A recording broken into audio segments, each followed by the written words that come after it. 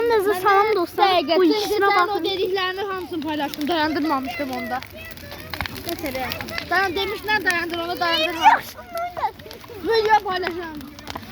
O dostlar bunlarla video paylaşıyor. Videolarından izle. Dostlar koyun. Dostlar maşın atın, şey atın, terlence atın, elimden atın. Analog. Bu güzel. Gençler aslında istiyorsunuz. Kimin gözüne esasır? Bu ikisine bakın. Kim abi en az danışsana.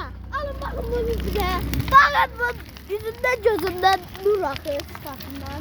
Ben içinde gözüm var. Bak. Oy. Yaş kızışır dostlar. Ay təzərrüfatsız bu park geldi. Ay yola çıkma ya maşın yola başın karşı.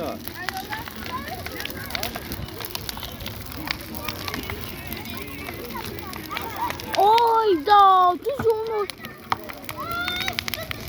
Ay bu yanır. Gözden. Orada o kadar istedik ki orada. Ay ta bu işe kızıştı. Göstereceğim lan. Anladım. İşler kızıştı, işler kızıştı. Şok. İşler kızıştı. Ay işler kızıştı. Şok. Elmanın atası Temur əmi nəsə tonqalı əlini vurdu. Mənim atam Alev krallığında. Yox, bir. Yer. Hə. Uşaqlar burada piyankalar otururlar. Piyankalar mahnı Göğüskalar yox dostlar biləyə. Bu lətif ağını çıxardıb burada mahnı qoyub oynayırlar. Raqqa çıqa.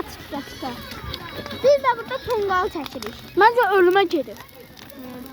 Oy işler kızıştı. Arkadaşlar kızaram. Ay bunu götürdü. Rəhcətim hadi. İşler kızıştı. Oy.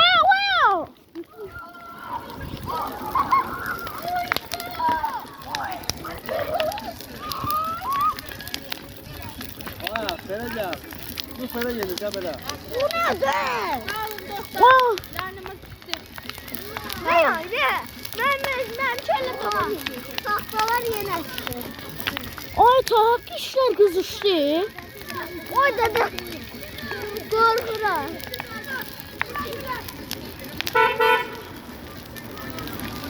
Ben buradan maçı getirdim. Ay. Bu tarafa fırlanır. Bu da Elnur'un Bu da Yunis.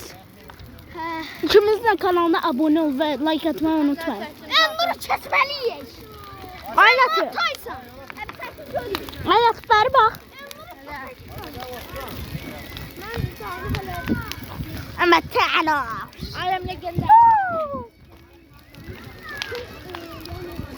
Piyankalar da tek. Bak o da.